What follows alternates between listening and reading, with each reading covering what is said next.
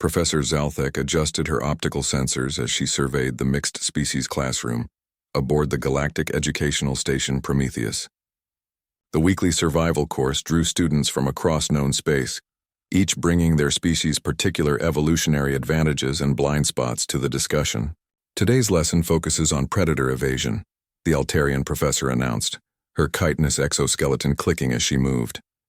A fundamental survival skill that has shaped the evolution of nearly every spacefaring species. In the third row, Jihan Martinez sat among her alien classmates, her small human frame dwarfed by the towering Corethians beside her, and the crystalline Vexani across the aisle. At 19, she was the youngest student in the advanced xenobiology program, having earned her place through a combination of academic excellence and what her professors politely termed unconventional problem-solving approaches. Professor Zalthek activated the holographic display, showing a lush forest environment. Consider this scenario. You find yourself alone in an unfamiliar ecosystem. Suddenly you detect the presence of a large predator. Your response in the next few seconds will determine whether you live or die. A Corethian student immediately raised one of his forearms. Run to the nearest tree and climb beyond the predator's reach. Excellent, Morthak. The arboreal escape has saved countless lives. The professor's mandibles clicked approvingly. Other suggestions? Freeze completely, offered a Zentorian, her scaled skin shifting to match the classroom walls in demonstration. Become invisible through camouflage. Find water, added a aquatic Bellerophon through his translation device. Most land predators won't follow into deep water. Professor Zalthek nodded at each response, adding visual demonstrations to the holographic display. All sound strategies time-tested by evolution. Each approach reflects your species' particular adaptations and ancestral survival methods. She paused, scanning the classroom. Are there any other? Jihan raised her hand. The professor's optical sensors focused on the human. In her 40 years of teaching, she had learned to approach human contributions with a mixture of curiosity and caution. The species had only joined the galactic community 15 years ago, but their students had already gained a reputation for creative thinking. Yes, Miss Martinez. Jihan lowered her hand, her expression serious. Professor, before I answer, I need to ask, which kind of predator are we talking about? A ripple of confusion passed through the classroom. Several students exchanged glances with their seatmates, optical organs blinking in perplexity. Professor Zalthek tilted her head, a gesture she had learned from humans. I'm not sure I understand the question, Miss Martinez. A predator is a predator. Well, not really, Jihan said, leaning forward slightly. I mean, are we talking about an ambush predator or a pursuit predator? A pack hunter or a solitary one? Something that relies on speed, strength, stealth, or intelligence? Does it hunt by sight, sound, heat, electrical fields, or pheromones? Is it territorial or opportunistic? The classroom fell silent. Professor Zalthek's mandibles stopped their rhythmic clicking. Jihan continued, her voice taking on the tone of someone working through a complex problem. Because if it's an ambush predator, you're probably already dead, and this is a moot point. But if you somehow detected it first, you'd want to get out of its strike range and force it to chase you, which most ambush predators won't do because it's energetically expensive. She gestured to the holographic forest. If it's a pursuit predator, climbing a tree might work if it's not arboreal, but if it is, you've just trapped yourself. Running in a straight line is suicide against most pursuit predators, because they've evolved specifically to run down prey. You'd want to change direction frequently, use obstacles, maybe find somewhere to make a stand where its mobility advantage is neutralized. The Corethian student, Morthak, leaned back in his seat. His species had evolved from prey animals, and their first instinct had always been simple. Run up, run fast, hide high. Pack hunters are different again, Jihan continued, warming to the subject. You can't outrun a pack and you can't hide from them effectively, because they'll have you surrounded.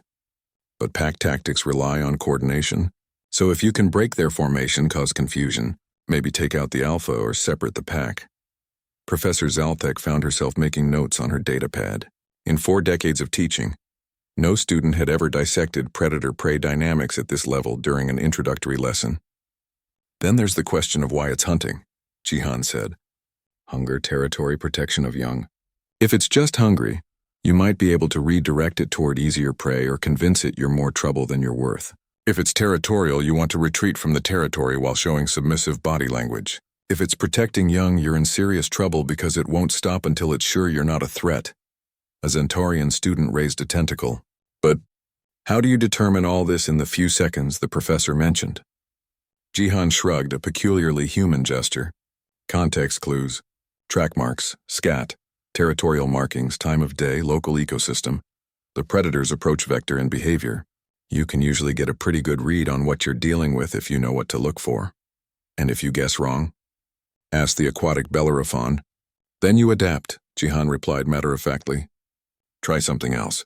Most predators have evolved to deal with prey that follows predictable patterns. If you can be unpredictable, you have an advantage. Professor Zalthek slowly lowered her datapad. Miss Martinez, have you encountered many predators in your life?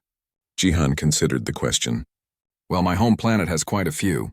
Bears, big cats, wolves, crocodiles, sharks, venomous snakes and spiders, pack-hunting birds, ambush predators, persistence hunters. But honestly, the most dangerous predators on Earth are other humans. The classroom was dead silent. Other humans are predators? Morthak asked, his voice barely above a whisper. Sometimes, Jihan said casually.